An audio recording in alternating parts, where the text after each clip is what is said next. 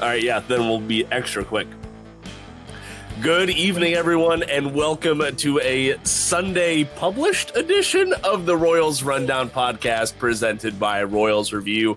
I am Jake Milham, and he is Jeremy Greco sporting a new piece of headgear. Jeremy, I do like it. It's a new old piece of headgear.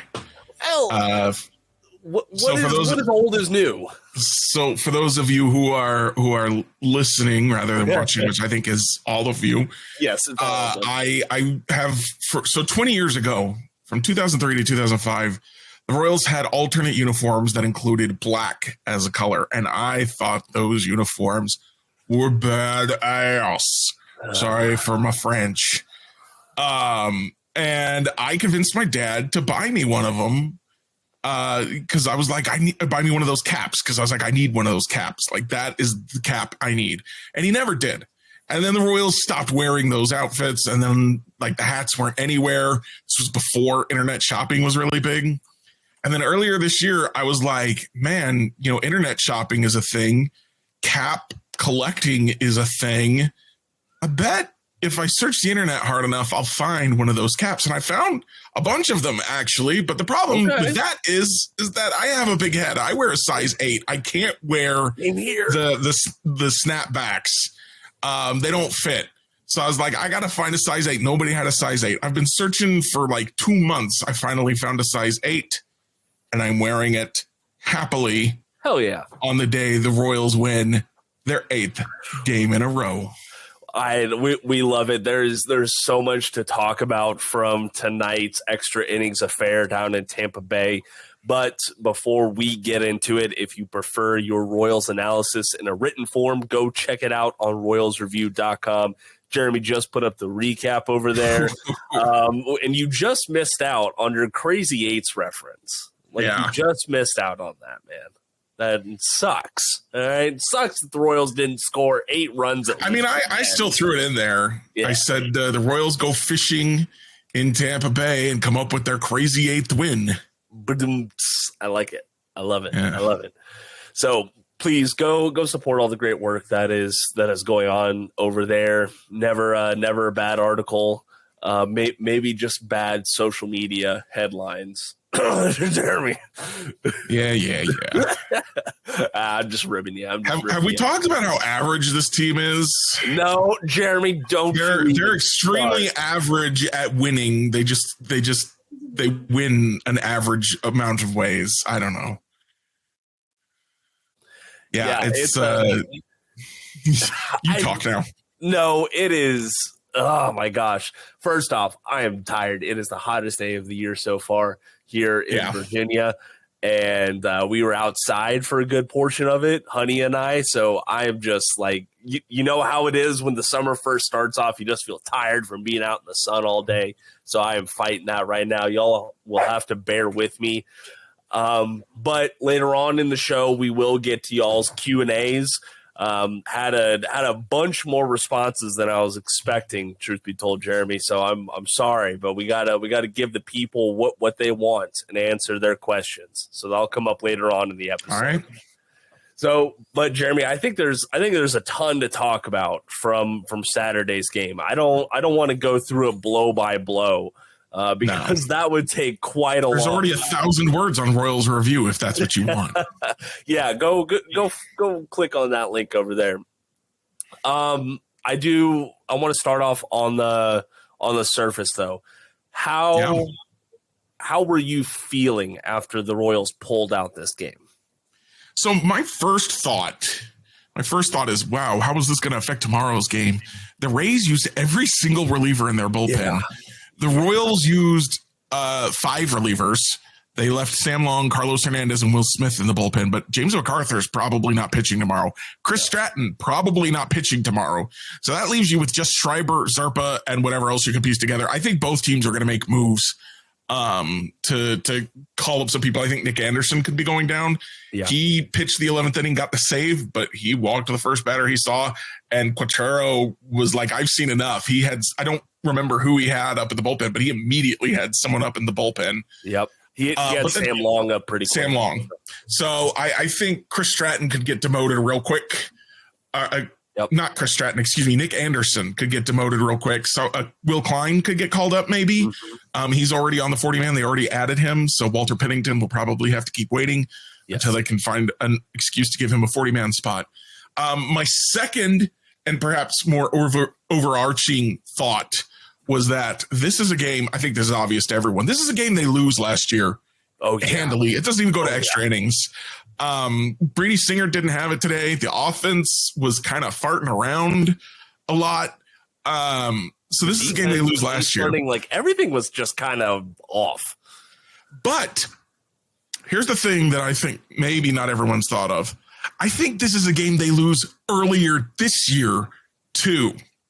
Really? This reminds me of that Orioles series, that first Orioles series where they were playing some tight games and they couldn't quite pull it out at the end.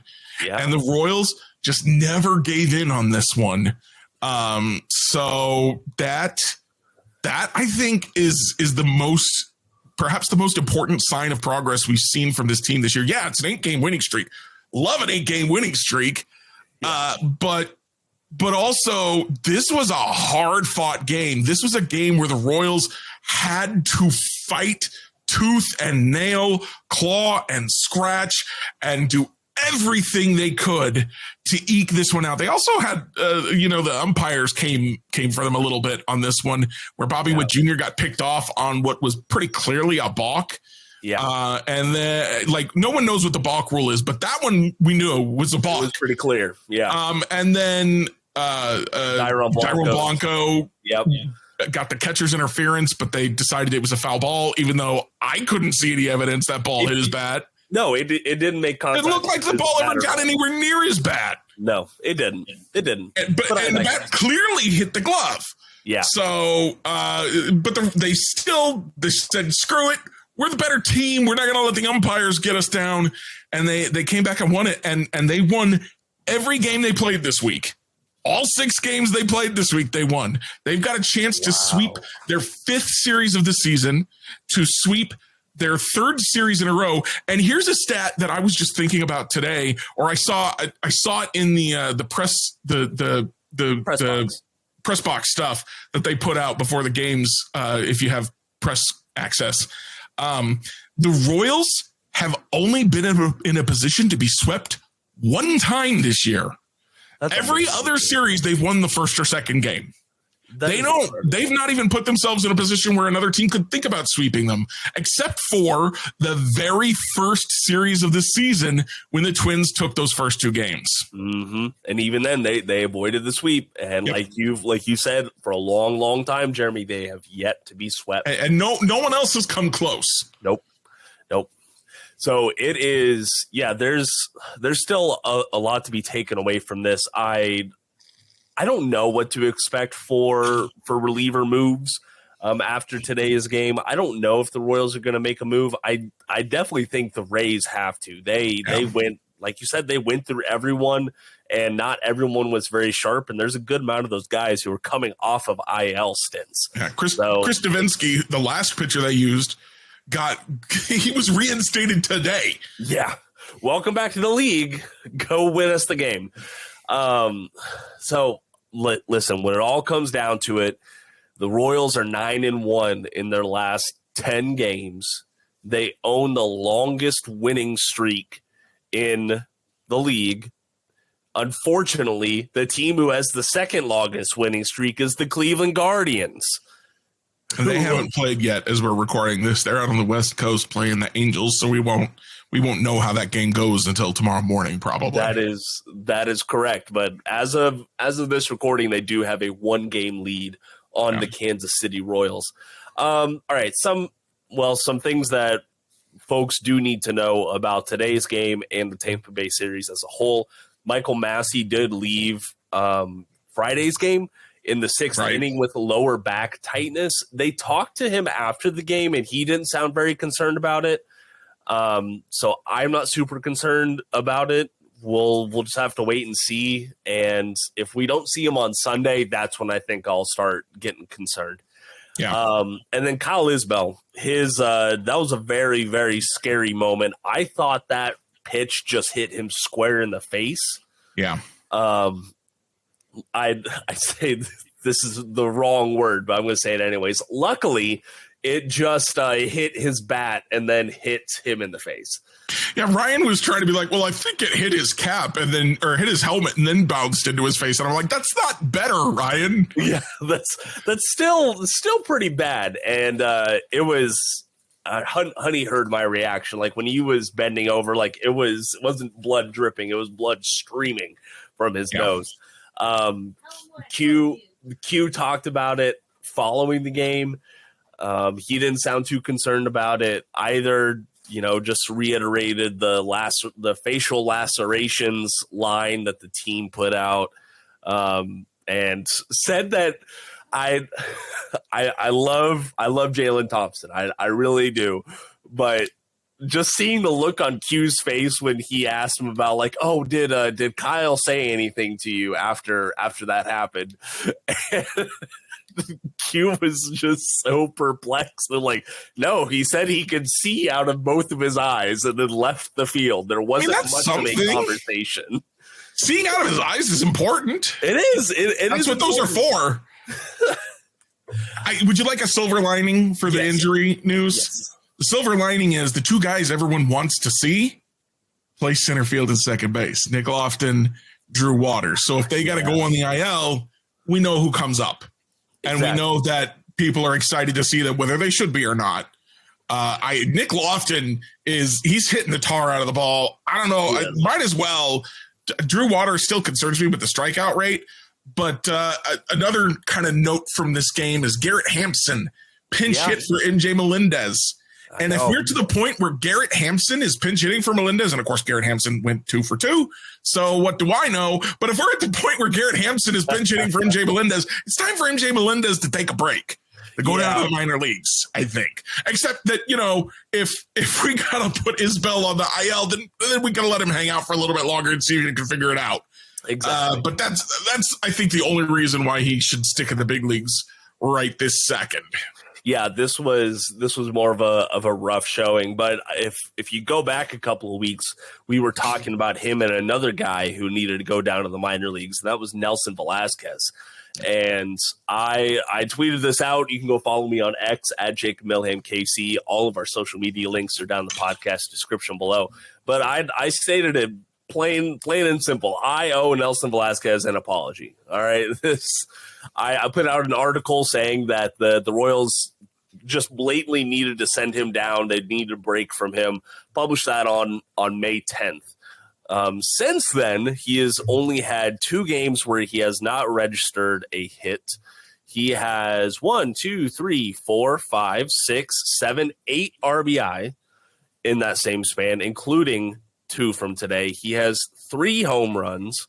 And he is one of the hotter, I don't want to say hottest, but one of the hotter batters in the Royals lineup. Jeremy, I mean, this is another one of those times where we see Adam Frazier, Garrett Hampson, and Nelson Velasquez all have great games, and we saw how well it worked out for the Royals, right? This is the thing I keep saying is this lineup looks completely different when it goes 6 deep. Yep. And it was going 6 deep because Michael Massey was hitting 5th. And Freddie Fermin was batting 6th for a little bit. And today we didn't have Fermin, we didn't have Massey, but Velasquez and Frazier stepped up. And the lineup went 6 deep again. When the lineup goes 6 deep, the Royals can score some runs. And I've wanted Velasquez to get sent down too, but not because I want to punish him or because I don't think he can hit, but because the Royals needed help. They needed to do something, and he wasn't hitting. And nobody in their outfield was hitting. They needed to make some kind of move, I thought.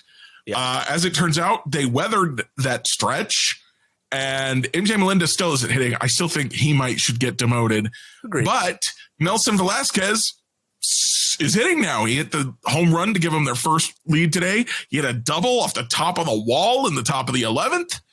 Was almost a 2-run homer. And he appears to be, and this is what I kind of said, was that these guys, I'm not too worried about this offense because the pitching is so good. They're going to be in most games, and eventually they're going to get hot again. These guys are streaky hitters. Well, Nelson Velasquez is on the hot streak. So he going to hit. We got to put him in a lineup. He going to hit. Hunter Renfroe, by the way, starting to take some better swings too. I'm starting to think there might be something there. Maybe we don't got to cut him. I hope they don't. He's looking okay. I was advocating for Adam Frazier to get the playing time for a little bit because along with Freddie Fermin right before this stretch, because I said, hey, Adam's not a great hitter, but he's hitting better than the guys you got. Put him in the lineup. Get this thing 6 deep. Yep. And of course, he had a couple big hits today.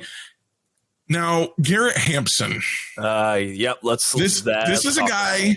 This is a guy that you have wanted to get rid of. A lot of people have wanted to get rid of, but specifically you, for the purposes of this conversation, have wanted to get rid of for a while. And I have defended repeatedly, saying he offers positional versatility and he offers speed. I said, these are the two things he offers. These are the reasons he's on the roster. These are the reasons he should stay on the roster. Right. Garrett Hampson last night gets picked off second base. Second time he's been picked off second base for who knows what reason. And then today, inexplicably, bases loaded. This is right after Kyle Isbell's injury. Dyron Blanco hits a sacrifice fly. Garrett Hampson's at second base. Can't remember who was at third. Hunter Renfroe, maybe? I think it was Renfroe, yeah. Yeah, so he comes home. Hampson stands at second, waits till the throw's in the air, then goes to third. The cutoff man cuts it off, goes, the heck, and throws him out. If Garrett Hampson is going to make all of these outs of the bases, he was not the only one making outs of the bases today, fair. If that's what he's going to do, his speed doesn't apply. And I think I said this last time, but this is two more base running mistakes. Yeah. And if the speed doesn't apply, the positional versatility is not sufficient. Because Nick Lofton, hitting the tar out of the ball in Omaha, has hit well in his very limited opportunities in the big leagues, has not quite the same positional versatility. He can't play center, probably can't play short, but Michael Garcia can move from third to short, and Lofton can play third. Yeah. And Dyron Blanco can play center. So you can still cover those gaps if you Hampson and promote Lofton, if you decide to go that way. He got the two hits today, including a terrific bunt hit in the top of the 11th to keep that inning going, get in another run, another 2 runs, maybe. I don't remember. I think it was just 1 run. Yeah. So kudos to him. He had a double, I think. He's starting to hit the ball, but you have got to be smarter on the base paths. Yeah. I'm already yelling at Bobby Witt Jr. that he has to be smarter on the base paths. He's a lot better than you. So get your act together, please, Garrett Hampson. He's not going to get cut because he is hitting. He offers that positional versatility. I've never yet heard of a manager who didn't have a veteran utility player that he hadn't somehow inexplicably fallen in love with. So I think Hampson is Quatreros. So I'm not probably going to get cut anytime soon, but figure out your stuff. I censored myself there for you, Jacob. Figure out your stuff on the base paths. Okay. Listen, I'm gonna. Honey is booing in the background, so I'll just go ahead and say what you did, Jeremy. He has to get his shit together on the. He really, really does. I mean, when you're on Toot Blonde watch 2 nights in a row, that's not good. That's not good company to be in. And for those of you who aren't familiar with the term, it's thrown out on the bases like a nincompoop. Toot Blonde. Yep. And we love it. It's not just a niche thing. It is in the MLB.com glossary. Okay? Is it really? I did not know that. That's awesome. They recognize it. So I'm imagining that if he was still having the performance at the plate like he was in, say, April, even right now, done. Wash your hands of him. Keep it going. It is a tough thing to look at his stats and say, okay, we need to get rid of this guy because of these boneheaded moves. As Preston Farr and many others out there have pointed out, there is concern about Hampson's performance at the plate being sustainable. That was a concern before the season started. Right. Everyone who looked at his stats from last year were like, okay, he had a career year at 27? Yeah. And there are lots of reasons to question this. But they only gave him, which is why I have not ever once defended his bat. I said speed and positional versatility, but he's taken that speed away. Yes, that he is. So and we will talk about this later on in the podcast, Jeremy, because I do want to circle back to this. I have an interesting player that you have not named yet that I think the Royals should select in lieu of Garrett Hampson after or if they DFA him. So I do want to circle back to that. I'm excited to hear this. Yeah. Brady Singer, this was the dogs. Yeah. Brady Singer, not a perfect night tonight, but he didn't do himself any favors. What'd you say? Go ahead. I was just going to say, this wasn't a well-pitched game by anyone except for maybe John Schreiber. Yeah, this easily could have been like a 12-10, or like both teams could have been in double digits when it was all said and done. This was a rough game, and hopefully we have a cleaner game on both sides come Sunday afternoon. I'm getting easily distracted because I do want to give flowers to Jake Eisenberg for just absolutely professionally roasting Wander Franco while he's in the middle of calling you put that in the Slack. I listened to it. It was good stuff. It was. He did not pull any punches. He was like, no, this is what Wander Franco did. And it's what he did. It's bad. I don't like it. We'll never see him again. Too bad. So sad. Yeah. And then just kept it moving. That was it. I think Steve Stewart came in a couple of times and backed him up on that. And then Steve had to eventually come in and kind of wrangle Jake back into, well, let's talk about this thing with the Royals. So yeah, we definitely know where Jake stands on that. Yeah, this was, so I do want to get your thoughts on the Chris Stratton on Zerpa decision, because we've seen this not trend. I don't want to say trend because I don't know if it is a trend or if it's just a narrative at this point. Calling John Schreiber Johnny Leverage. Okay. He is this great setup man. And he's proven that this season so far, but I'll have to go back and look today. The sensible thing to do would have been to put in Schreiber with 2 runners on and 1 out instead of Zerpa. I think if you know that the Rays are going to pivot and pinch hit someone else, then I think that makes the most sense. What do you think, Jeremy? Am I looking too much into this? Zerpa's been so good this year that I don't care if you're really playing the handedness games. The other thing is that you have to account for the fact that, okay, you forced him to his bench. That's less options your opposing manager has for the rest of the game. But as he uses 2 pinch hitters that inning, that limits what pinch hitters he can use. Excuse me. Later in the game. Mm-hmm. Very true. Which came up impactful. I know some people were taking issue. This isn't what you asked, but some people were taking issue with Chris Stratton coming back out like an inning.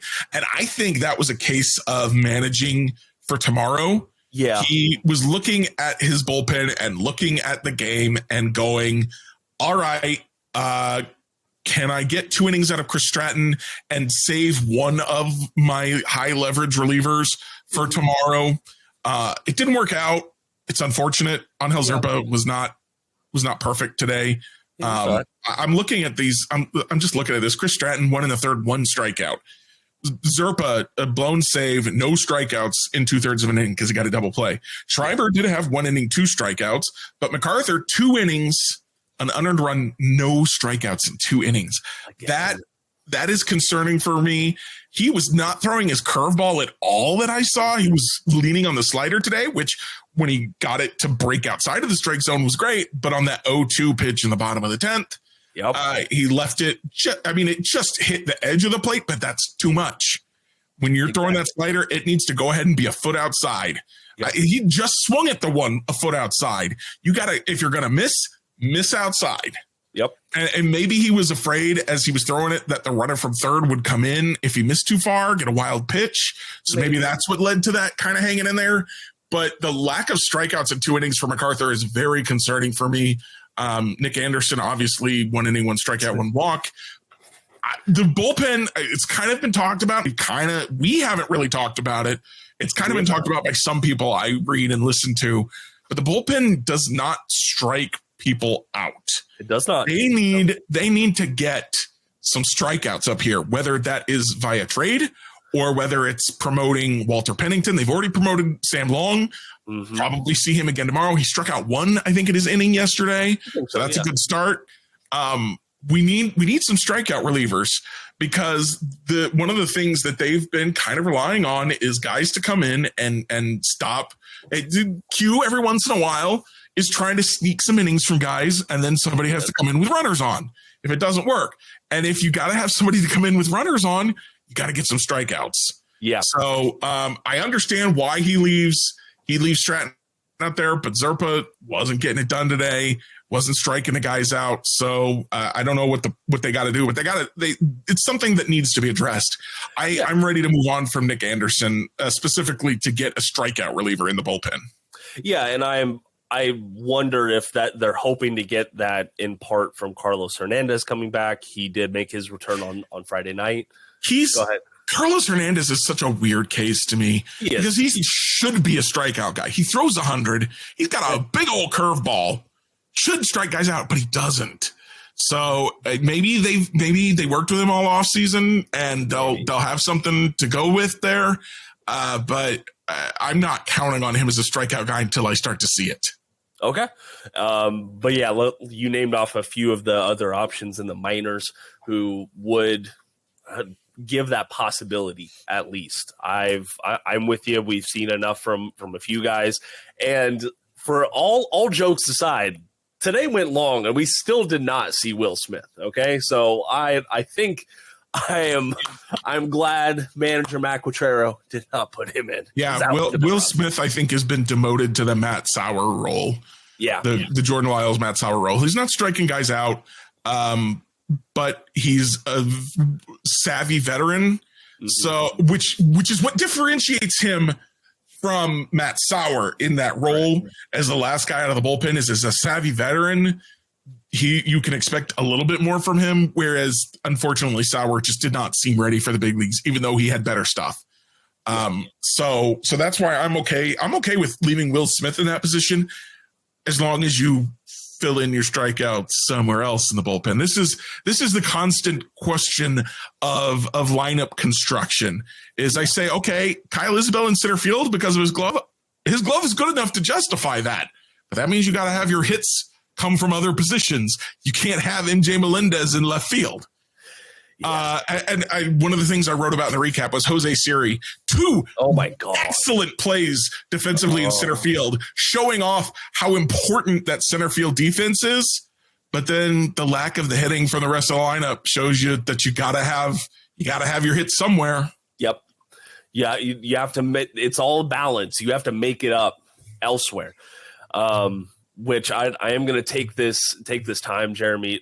Well, hold on. Before I do, because Ginger did make fun of me in the Q&A about this. So, okay. Any more comments before we move on to our listener questions today? Just one more reminder. The Royals have won 8 in a row. Yes. They've also had a winning streak of 7 in a row. Their worst losing streak is 3 in a row, which has happened twice. That doesn't even add up to either of those winning streaks. And this is the first time they've won 8 in a row since 2017, when they won 9 in a row. So they can tie that tomorrow. Also, if my memory does serve correctly, this is the first time they have won a series in Tropicana Field since 2017 as well. Yeah, something like that. And it was Joel was talking about it on the post game. It was cool to see and hear the "Let's Go Royals" chants on the road. Right. People were standing up and cheering as they were trying to get those last outs at the bottom of the 11th. Yeah. All the Rays fans had left. Yeah, it was Rays fans. They're about as fair weather as Florida is. All right, let's go ahead and get on to these questions, Jeremy. Yeah, you like that one? You like that one? All right, so Jeremy, if you don't mind, I'm going to take Christopher's question here head on because he does ask, when is it safe to say the hunt for the Blue October is on? Because my excitement for this team is out of control. And Christopher, you are not the only one, but I do want to say this. The hunt is on right now. Okay, this isn't mid-April where we're saying, okay, we need to wait a little bit more. We need to wait and see what they could do. The Royals have one of the largest run differentials in the league, which is a sign of extended success across a season. You might have your rough stretches, but all in all, it's a good sign. The Royals, according to Fangraphs right now, have a 69.2% chance to make the playoffs and a 31% chance to win the division. Okay, those are great odds. Okay, for reference, the Tigers have a 3.3% chance to win the division, which I'd really love to see. A month ago, I was excited for a 30% chance to make the playoffs. Yeah. Now it's 30% chance to win the division. Mm-hmm. And the wild card seems like it might come out of the Central after all, at least one of them. I know the AL Central right now is super deep, especially compared to like the third place Twins would be leading the AL West right now, which is an insane thing to think about with all those teams. The AL Central is also the only division. I have to scroll up and down just to make sure on this. They are the only division that has 3 different teams with postseason percentages higher than 60%. So that's pretty good. Pretty good odds. And the Royals are right in the thick of it. If the Guardians stumble at all, they are right there. Yep. And we're seeing it. All right. So thank you. And I didn't plug this before. So where we're getting all these questions from is from our Spotify Q&A. If you go listen to us over there, we have a question and answer. We have polls for each individual episode. And if you respond to the question, we will read your response on air. But the last episode, I asked, do you have any questions you want us to answer? Because I see onesie twosie stuff pop up like in my social media inbox, in my email sometimes. And it's just like, you know what? Let's go ahead and put out an all call for some questions.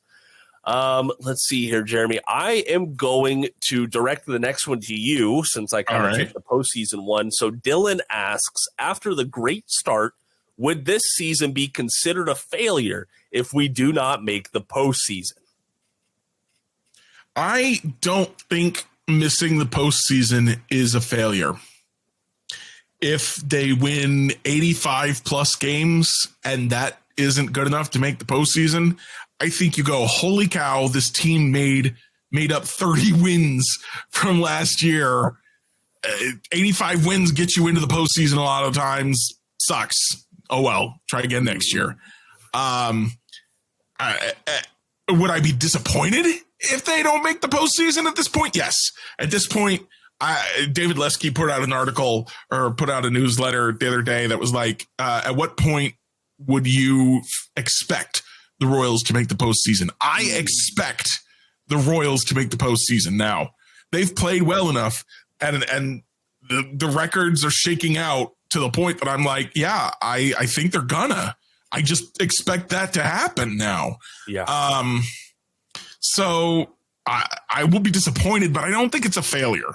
Yeah. I mean, you look at a 30-game win increase, which is what I just described, 85, 86 or more wins from last year. That is a huge sea change. Massive. And they're doing it through some excellent scouting, some terrific coaching. They're identifying their guys, which is something that we did not see under Dayton Moore at all. I'm sorry. I know a lot of you are Dayton Moore truthers, and you always get mad at me when I'm like, listen, he won a World Series kind of by accident.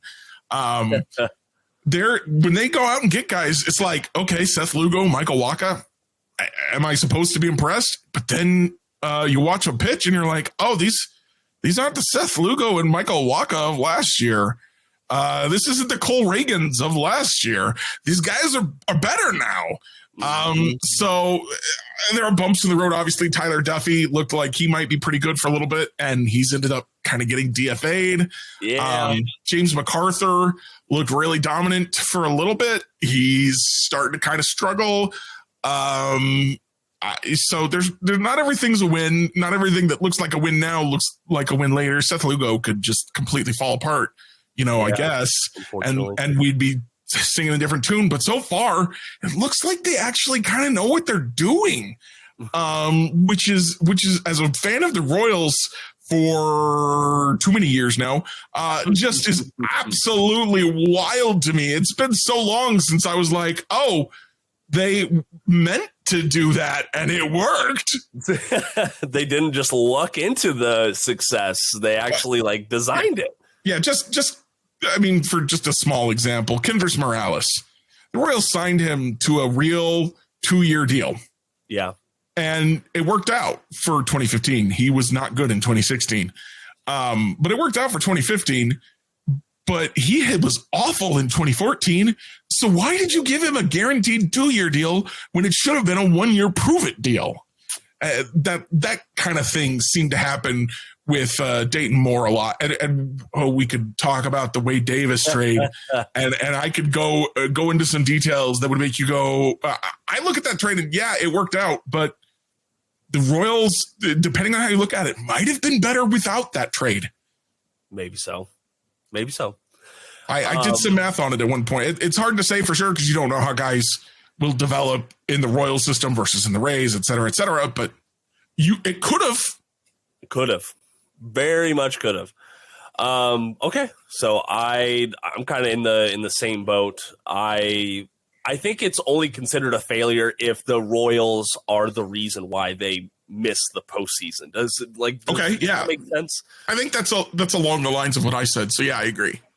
So right now if I'm doing the math correctly, I think they have to do or go 54 and 55 down the stretch to get to, is it 85 wins? You sent me this. Hang on, I'll find it. Yeah. 88 wins if they go 54 and 55 the rest of the way. They could play under 500 the rest of the way. 88 wins. That'll get you in the playoffs more often than not. Mm-hmm. This is the power of banking those wins.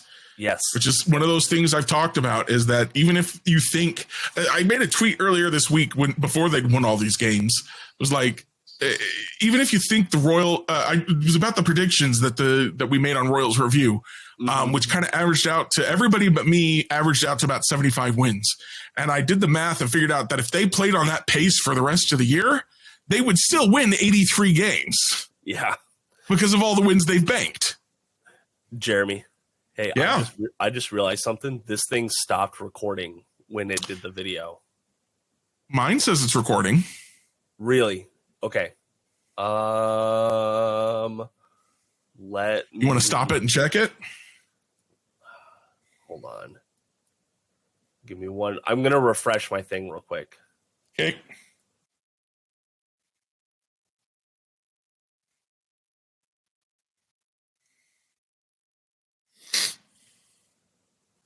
Okay, so I'm hoping that if I go back into it later on and I download your stuff, you're going to have my audio. I'm hoping.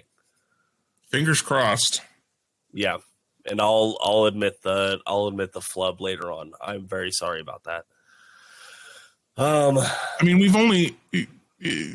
didn't lose much of what you said, so you should be able to fill that back in. Yeah. Is it recording now? Yes, Okay. It says on my end that it is recording. So all right. We should be okay.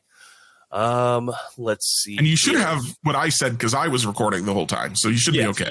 Yeah, I'm hoping so. All right. So let's go ahead and get on to the next question. You kind of alluded to this, Jeremy. Ginger620 asked, any last comments before moving on to reviews, Jeremy? Thank you, Ginger. Yes, that is.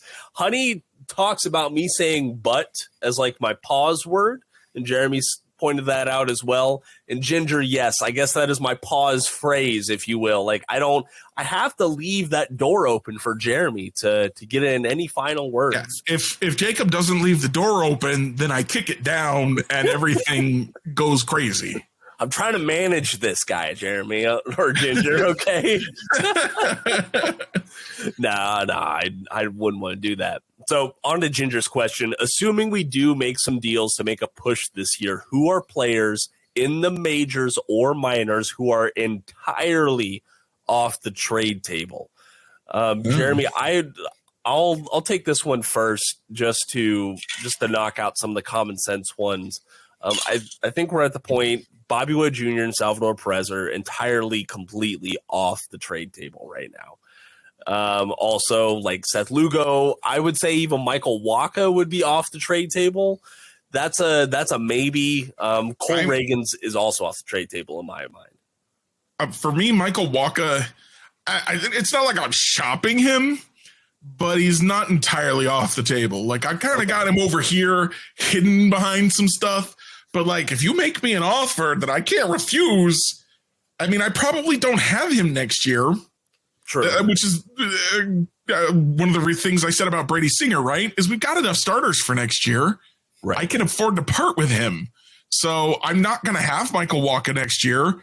If I want to keep Brady Singer, maybe it makes sense to trade Wacha and say, Lynch, Bubic, somebody else, come fill this fifth spot for me. Yeah. And I do want to say, I don't think there's any player in the minors who is entirely off the table. Even the system's top prospects have like notable flaws that could be their demise later on down the road. I would not trade Blake Mitchell. Okay. If for no other reason than his value is not going to get much lower than it currently is. True. And you've made a bet. This is kind of what I've written about written about the Royals. They've made a bet on Blake Mitchell that he's going to be better than Kyle Teal and a bunch of other guys. Mm-hmm. That hasn't borne out yet. So your only prayer is to kind of be patient and hope that it comes to fruition. Yeah. If you trade him now, you give up before you even give your bet a chance to pay off. Exactly. And that's not smart gambling. I'm not sure that any gambling is smart, but that's definitely not smart gambling. No, that's common sense, not smart. Yeah. Maikel Garcia, probably not on the trade block, especially as hot as he's been. He's so under control, so much defense, so much speed, so much, and the hitting's there now too, which I predicted before the season started. Yes, you did.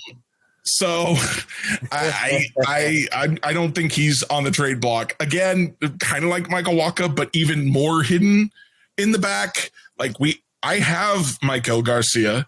He is in stock, but boy, you are going to have to pay with like 5 top prospects that are ready to play tomorrow. Yeah. If you want Maikel Garcia from me. That's where I'm also sitting with Vinny Pasquantino. Okay, I was going to ask. Now, Vinny's the interesting one for me. Yeah. Talk to me.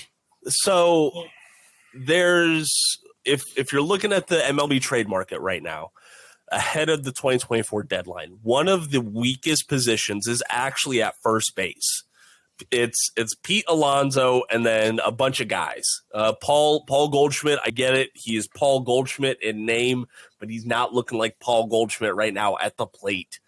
And I could see like the Royals getting some value out of Vinny or some more value out of Vinny on that fact alone. But I just think like he's another piece of this team's soul right now that I just don't think you can replace and plug in a new guy there.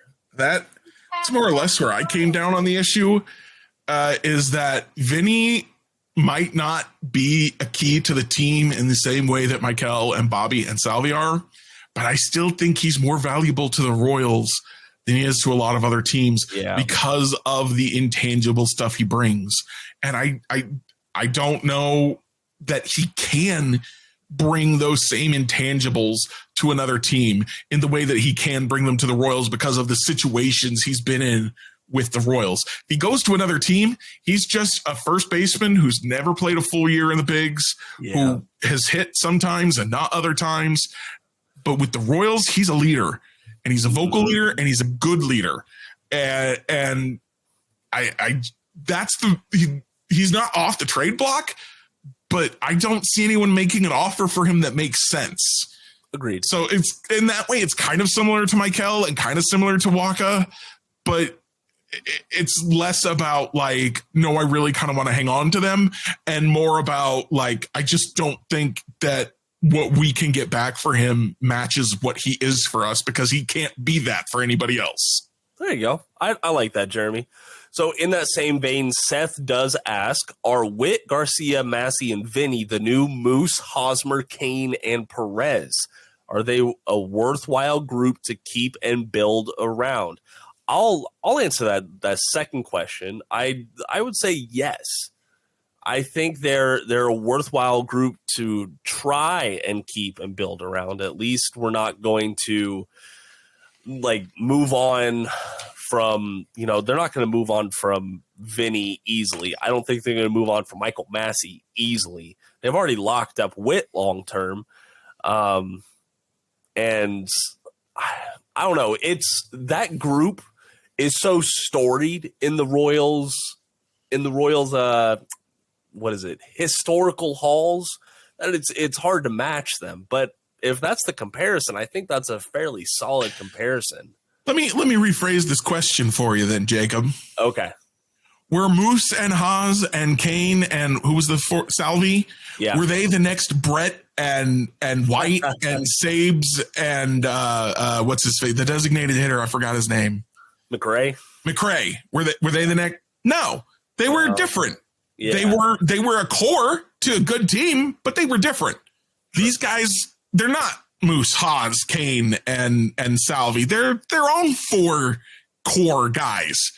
Though not everyone's convinced Massey's a core guy yet, unfortunately. I got into a discussion with someone on Twitter yesterday who was like, we got to demote Massey and call up Lofton. And I'm like, why are you trying to demote one of the best hitters out of a lineup that's suffering for a lack of good hitters? Or no, it wasn't Lofton. He wanted to get Caden Wallace, which I get it. Caden Wallace is a prospect to be excited about, but Massey's playing good. Caden Wallace is an unknown. It's one of my favorite things. I don't know how many of you out there listen to the Only Weird Games podcast over on KCSN with Seth Kaiser, Josh Briscoe, and Nate Taylor. But one of my favorite things Seth always says, whenever the past two off seasons, they talked about trading Chris Jones off of the defensive line for draft picks. And Seth says, everyone wants to trade him for these draft picks. But if you trade Chris Jones for a draft pick, it's to hope to draft Chris Jones. You've already got Chris Jones. Why are you trading him for a chance to get Chris Jones? So that's where I'm at. Well, you've already got Michael Massey. Why are you demoting him for a chance to get Michael Massey? I like that. I like that, Jeremy. And yes, thank you for rephrasing that, because that does make sense. I think that those four guys are a good chunk of what you can call the core in Kansas City. But we have seen what happens when this front office goes out and identifies where they can supplement said core. And that's been leading to a lot of success this year.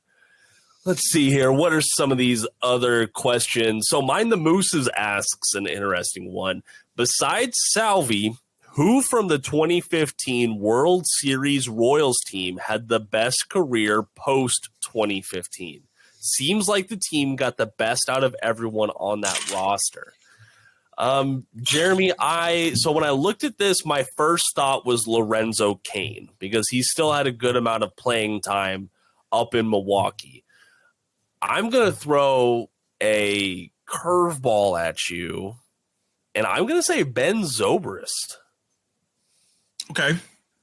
So Mr. Zobrist, who is more known for his accomplishments off the field now than he is for on them, still was a solid player for the Chicago Cubs from 2016 to 2019, posting a 774 OPS, an above average hitter in that span, had one All-Star selection that in 2016, and then also another World Series championship.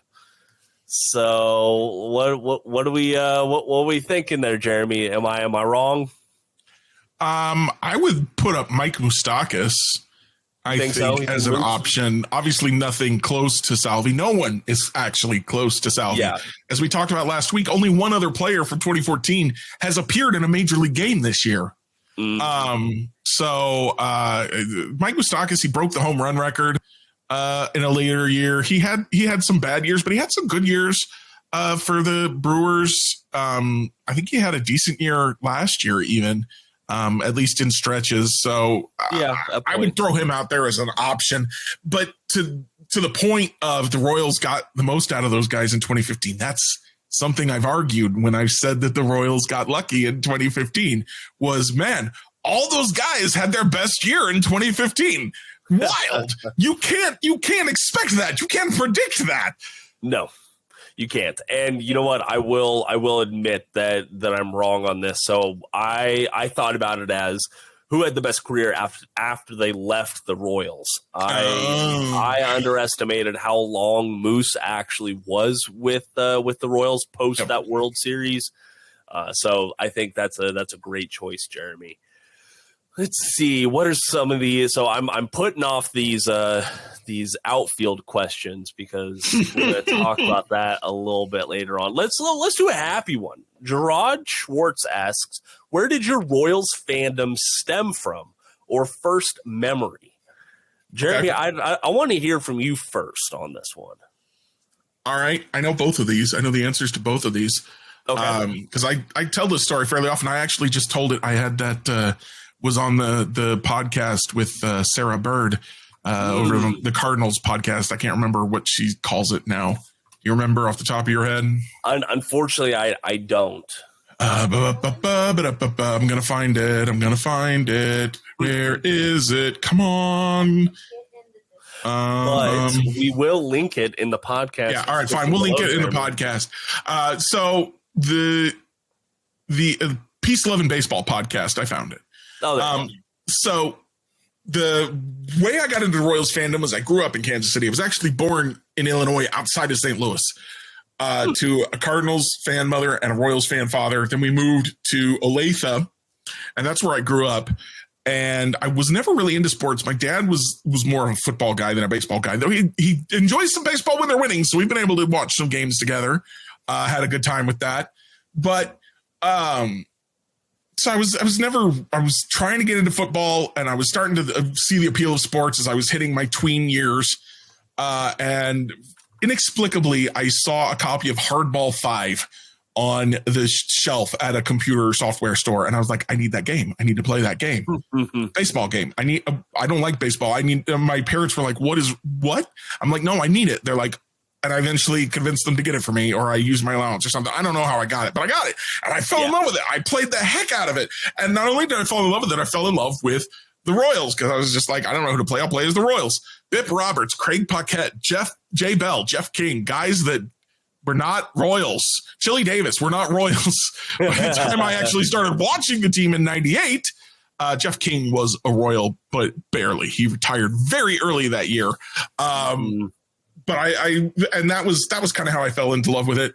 And then I went to my first game, one of my first memories of the Royals. I went to my first game, I think it was in 2001. So one of my dad's brothers-in-law had worked with the Jackson Sports Authority and got us tickets, pretty good tickets behind home plate. And not like directly, not like the Crown Club, but like fairly far back, but still behind home plate. And Johnny Damon hit a leadoff home run in that game. And they shot off the fireworks. It was against the Tigers. And they shot off the fireworks. And my sister thought cars were exploding in the parking lot. The game also featured a rather lengthy rain delay where my brother sat in the stands despite the pouring rain delay. Everyone else took cover, under the concourse. My brother stayed in the seat, so he got on the Jumbotron, and I was very jealous about it. But that's my first memory. Okay. So, and I have very simple answers to this, unfortunately. Well, honey, if you would like to answer, then I need you to. It's not unfortunate. They're your answers. They're good answers. I know. So I didn't have cable for much of the time when I was growing up, so I didn't really watch a whole lot of Royals games when I was growing up. And during the summer, like that was prime fishing time. That was prime time to get stuff done around the house. So fishing and chores instead of baseball. Yeah. Not for me. Thank you. Hey, that's the Milham way, unfortunately.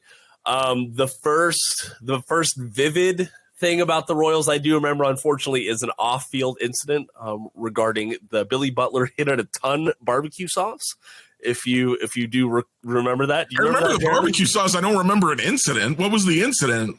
the incident, as detailed on RoyalsReview.com, I do want to say, is just how important that hit it a ton sauce was to the Kansas City Royals. It's a satire piece, Jeremy, about like how the it was. They all got addicted to it or something. Yeah, it was like a secret substance. It was like Michael's secret stuff. But let's see. What was the first part of the question? Royals fandom stem from, honestly, from locality. Like I grew up right outside of Manhattan, Kansas. I remember it was like sexy to be a St. Louis Cardinals fan. But I didn't like red. So I wasn't a St. Louis Cardinals fan. Simple as that. But I knew the Royals sucked. I didn't know why they sucked. But yeah, they just sucked. And I would catch a game every now and then. I really turned this corner. I remember after I left home. It wasn't the game where they won the World Series, but it was a game against the Mets. I remember watching with some guys that I was going through Navy training with, and it was just very touching. It was a very, very cool moment, and like one of the times I was proud to be a Royals fan. So that was that. And then Honey does also want to answer this, so I'm interested to hear her answer. Well, the first thing I want to say is he says he doesn't like red, but he married a redhead. So he's a Phillies fan. So interesting. I don't think that's true. I grew up with a mom who loved sports just as much as my dad, but my mom is who I remember being the big sports fanatic growing up. She loves football. She loves basketball. She loves baseball.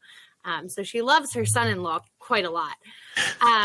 But I grew up not just watching them, but like going to games at the old Philly stadium with bleacher seats and falling asleep on the bleachers to fireworks going off as a kid. And then like once I think we got invited to like a suite. And so we got to go to the new Citizens Bank Park at a suite, and we had these like special pins, and they had like a catered dinner. It was very nice and very fancy, which we didn't grow up with a ton of money, so that was really special. But some of my like very vivid childhood memories are like sleepily watching fireworks go off at the old Philly stadium because I grew up in West Philadelphia. So yeah. And I'm a Phillies fan because you don't dare root for another team when you're from Philadelphia or in Philadelphia. I don't recommend it. Yes, it is very dangerous. Thank you, Honey, for your answer to and that Cindy, question. if you're listening, I love you very much. Love it. Let's see here, Jeremy. What are some of the questions I am missing? Have I missed any other than I know we have to get to Aaron's question. Let's do the what's the latest on the Royals moving downtown? From K-Stater 74. Unfortunately, we're like in this phase where the Royals and the Chiefs have visibly like they're on separate paths right now, and I think both sides are letting Kansas get their shit together to have all options on the table once again and have a little bit more of an informed way forward. Go ahead. One complicating factor in all of this is that there's actually an ordinance or law or something on the books in Jackson County that says they can't hold another stadium funding vote for a year after one fails. Yeah. So Jackson County is still the fastest for both teams, if that is important to them, and it has been important to the Royals this entire time. But because both teams are still stuck there till 2031. Yes. So that's how that goes. But there's not a lot that they can do right now until we get closer to next year. Yeah. And so I reached out to a few folks when I saw this question, and the answers I got across the board is like, hey, it's been quiet about this. most of the energy is directed towards the on-field product or things linking to the on-field product right now. Which makes sense. Yeah. I mean, they're in the season. I'm sure they're going to be hitting the ground running again, once August and September start, and you could start pivoting away from baseball into things more team related. So sorry we don't have a better answer, but that's the reality of it right now. Kind of tangentially related, I got a tip earlier this week that some stuff may be coming down very soon in regards to that lawsuit that the union filed last year against the Royals while they were negotiating their new deal. I won't say any more than that, but that is something to look forward to dread. I don't know, something that's going to happen soon. It's about time. It's been almost a year since that happened. So it's been a while. All right. So let's go ahead and get to Aaron's question. Aaron Bailey asks, why is Waters not up here with the black hole in the bottom of the order? Competition breeds success. Are they sold on Blanco? Jeremy, I do. So Aaron, this is one of those things. It's a recent trend, I guess, that the bottom of the lineup is actually producing, at least with what you would expect the bottom of the lineup to do. And I don't know if Waters will immediately come up and improve that product. Aaron, what do you think of Aaron's question, Jeremy? Like, what are your thoughts? My first thought is Drew Waters and Dairon Blanco have nothing to do with each other. If Drew Waters comes up here, it's not to replace Dairon Blanco. True. This is what we talked about back before the season started. Dairon Blanco is a fourth outfielder. Yeah. He's not somebody you want starting all the time. He can pinch run. He can play some defense. He can hit a little bit against lefties. He can spell your lefties against a lefty. Drew Waters, if he comes up, is supposed to be starting. He's not supposed to be a fourth outfielder. So if he comes up, he needs to be replacing Isbel, Melendez, or Renfroe. He's not going to replace Renfroe entirely because Renfroe is not a good backup and they're paying him a lot of money. Mm-hmm. It doesn't make sense to have him replace Isbel because Isbel is actually the most valuable of all those guys because of his defense. Yeah. And so really the guy he could replace is Melendez. Mm-hmm. And if Velasquez is hitting, then which he is right now, then the pressure is off of Melendez a little bit. You can just have him be your bench guy, especially if you're, as the Royals have been lately, more willing to put Freddie Fermin in the lineup. Exactly. It might still, I still think that Drew Waters makes more sense than MJ Melendez right this second. For the long-term future, I don't know. Drew Waters strikes out a lot. He hasn't shown a lot at the big league level, but what he has shown is better than what Melendez is doing right now. Agreed. If the Royals think Melendez is inches away from getting it, which is what he's looked like at times during this awful stretch, and there's been a couple times and I was like, I think he's about to get it, and then he doesn't. Yeah. So it's a difficult question. They may be concerned about what does it do to the team chemistry. I know there was also, and I know this is kind of a weird thing, but there was also the issue where Waters got benched for a lack of effort in Omaha earlier this year. And the Royals might be disinclined to promote a guy who got benched for lack of effort when MJ Melendez is out there putting in all the effort in the world, and you don't know that Drew Waters is going to be significantly better. Yeah. Yeah. And I think there's too many intangibles because if you look at this on paper, it makes sense to swap out Drew Waters for MJ. It really does. If I was running this on Out of the Park Baseball 24 or something, I would swap them. I really would. But you cited all the things. The team chemistry does Zumwalt and company think MJ Melendez is about to turn a corner at the plate. Let's not forget Melendez is still he has positive value in defense. He has been doing good, much better than he was last year. Yep. He's not on Kyle Isbell's level, but he's probably the second best defensive outfielder. And I know I've argued even earlier in this episode that Waters should probably be called up for Melendez. Yeah. But now that I remember the benching for the lack of effort thing, which, okay, so here's my thing, is usually I don't care if a guy isn't running out of ground ball. Save your effort for when it's more likely to make sense. I get it. But the Royals aren't usually hard asses about that kind of thing. No. In my experience. So that makes me think there was more to it than just not running out of ground ball.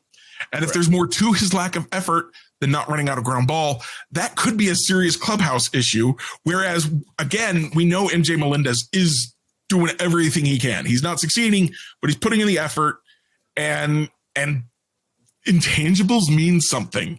We don't know how to measure them, so we often dismiss them, but they do mean something. So in all honesty, again, if Velasquez is hitting, you can hide Melendez a little bit. Yeah. And I'm okay with this. Now, if Velasquez still isn't hitting, then we need to have a different conversation because we got to have one outfielder who can hit. Exactly. So let's, I want to go and pivot to Royal Rupert's question, which is how much more patience do the Royals have with MJ? Is Drew the answer? His strikeouts are still high in Omaha. Who else might grab the left field job? So I'm going to put it pretty succinctly here, Jeremy. I think for the time being, we want to see Nelson Velasquez in left field, who he's not a stellar defensive fielder, but he has made a couple of good plays with this glove. Recently, we saw him, probably save a run or two when Carlos Hernandez was pitching the other night. And I don't actually mind seeing Frazier or Hampson out there either. You can just kind of mix and match. That left field is going to be kind of a hole right now. Velasquez is more your designated hitter. So left field is just kind of like, I don't know, throw somebody out there, see what happens kind of position right now. And if that's the only position in the lineup where you're doing that, you're okay. Yeah, that's every single Major League Baseball team is going to have a position like that. They really are. At least one. Yeah. At least one, or winning teams will usually only have one like that. So, just to throw a random example out there, the 2015 Royals had two. Okay, what were the two? I can't. Alex Rios and Omar Infante. Oh yeah, they didn't hit. They were not hitters, and that team couldn't pitch as good as this team. Yeah. So very true. Oh man, I'm trying to. So ideally, I think what would have happened is Tyler Gentry would have continued hitting like he was in 2023. Right now, he's not. He's abysmal at the plate. I don't know if the Royals have him trying to hey, we want you to work towards this. They had Nick Prado do that last year to some success, but we saw how that all worked out in the end. So maybe they have him doing that. Let's see. I've seen people float CJ Alexander out there. I want to clarify this. CJ Alexander is nearly exclusively a corner baseman. He is either playing first or playing third. That is how he's been his entire playing career. He's not just going to make a shift at the major league level to go out to the corner outfield. Oh, MJ did it. Well, yeah, let's remember how 2023 was going. Billy Butler did it. Did he? Did he? I don't mind if they want to call up CJ Alexander. I don't mind that. Play him a designated hitter, Nelly in left. That's fine. Yeah. The problem with CJ is a 40-man roster. You got to cut somebody. Who are you going to cut? Exactly. There's not really, because I know. And for a guy that you don't have a lot of faith in, is CJ better right this second? Is he the hot bat right this second? Yeah. Is he a guy that you're like, yeah, he's definitely got a future as a major league player? No, sorry. No, not really. Not definitely. Maybe. But I'm not cutting a guy that I believe is a true major league player, or at least likely to be a major league player, for CJ Alexander right now. Agreed. If you go to the position players that are on the 40-man roster in AAA Omaha right now, it's Austin Nola, Nick Prado, Nick Lofton, Tyler Gentry, and Drew Waters. Now, I wouldn't mind cutting Austin Nola, but I think they have better options for guys they could add to the 40-man if they were going to do that. Yes, agreed. And we can cross that bridge when it comes. really the only other options like in play in left field that I don't think we talked about are Blanco. I think he's had some good moments out there in left mainly. I think that's where he fits best.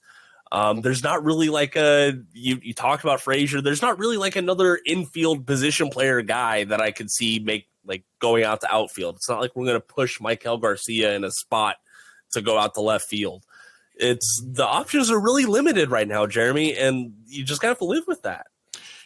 You ready for my answer to this question? Yes. What you got? My answer is A, patience, B, Gavin Cross. I think Gavin Cross is the answer, but you're going to have to wait a little bit longer before he's got to mature. First he's got to go to Omaha. Yeah. And hopefully that happens soon, because I can't imagine what else he's got. We talked about this last time. I don't know. I can't imagine what else he's got to do in Northwest Arkansas. No. But then if he can hit in Omaha, then he's your answer. Let's go. Yeah.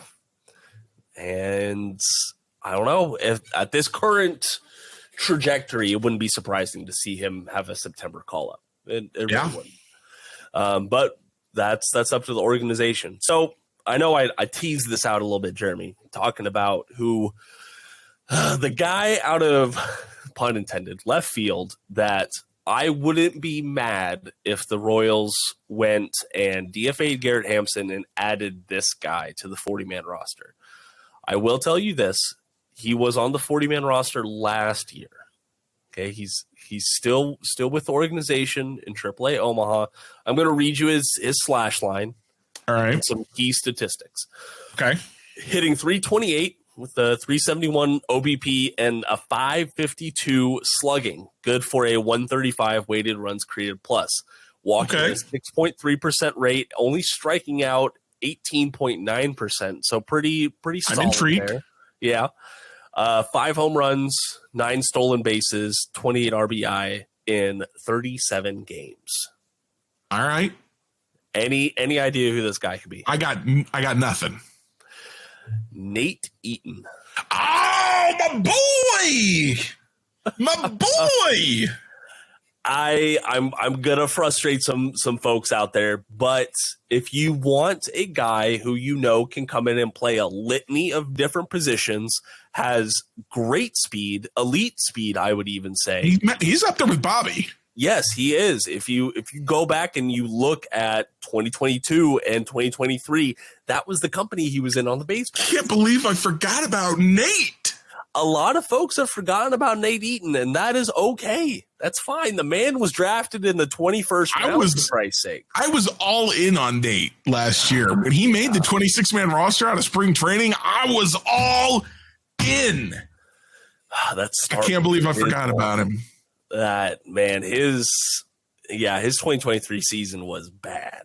That is a guy, rather than CJ Alexander, because he has some of that big league experience. We know he's got the speed and the positional versatility. That's a guy I would be very interested in if you want to kick Austin Nola off the 40-man. And I think people really underestimate Nate's versatility. I will say. Guy plays third. He's played second in the past. Not a whole lot this year. His primary spots are in the outfield. He's played left field this year. He's played center field. He's played right field. Whole shebang. He plays several different positions. And if you go back to winter ball, he was playing a little bit of first and third for his team that he was playing for. So I think there's some value there that could be had. So am I crazy? I'm on a roll this year with my predictions. I've had a lot of really good predictions this year. Yes, I'm not making a prediction right now. Okay, but what I am going to say is that I thought very highly of Nate Eaton last year. I thought that his floor was Gerard Dyson and that he could be better than Gerard. So if I thought that last year, and he's hitting like that in the minors right now. He got that strikeout rate down, baby. That's the big news. Get that strikeout rate down, and then I start talking, I start listening, I start watching, all 5 senses are going simultaneously. I thought highly of him once. I have been really good at predicting things this year. I would love to see him up here again. Yeah, I think it's a great fit. So I'll detail that a little bit more in Kings of Kaufman. I have an article coming out next week. Make sure you send that to me so I don't miss that one. Hold on, Honey has a little quip from the Peanut Gallery real quick. Could you say that a little louder for our listeners, Honey? I'm sorry, I said, can you make a prediction that we'll get pregnant by the end of the year? Can't hear. She asked Jeremy, could you make a prediction that we'll get pregnant by the end of the year? Let me tell you right now, Jacob. Yeah, you are going to be pregnant. Whoa! Hold on. This is a Arnie situation. I can't remember what movie that was. Good luck. I'm sorry. Oh my gosh, I need to start preparing my body for this.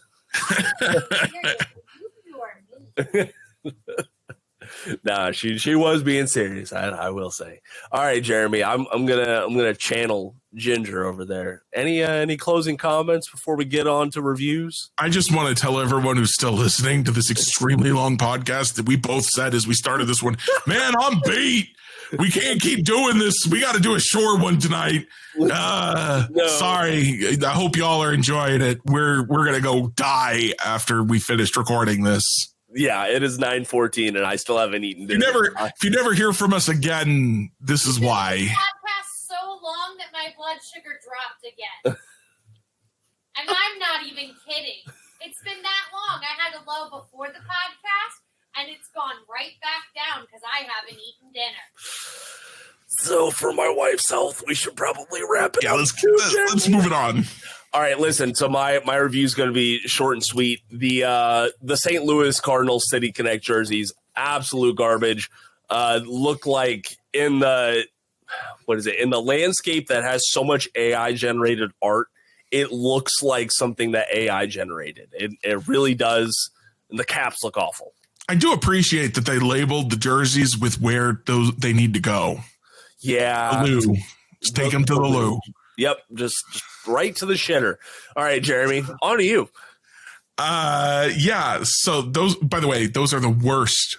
There are some not great City Connects. Those are the worst. Last night, I had a virtual movie night with some of my friends, and we watched a movie that it was in my top 10 for sure. Might even be in my top 5. Your Name. It's an anime movie about a teenage boy living in Tokyo and a teenage girl living in rural Japan, and the girl wishes that she would be reborn as a Tokyo boy, and then they start switching bodies when they fall asleep. So it's a really cute movie. It is a heart-rending movie. It makes me just like, the first time I watched it, I thought my heart was going to explode out of my chest. It's really a terrific, tremendous movie. It is not like this. I know some anime movies are just really cheap, cheesy B tier stuff. Even like the ones that are based on really popular anime or manga, sometimes are just like, did you try? The art is gorgeous. The music is killer. Radwimps does most of the soundtrack. They're tremendous. Highly recommend this movie. It's a really good time.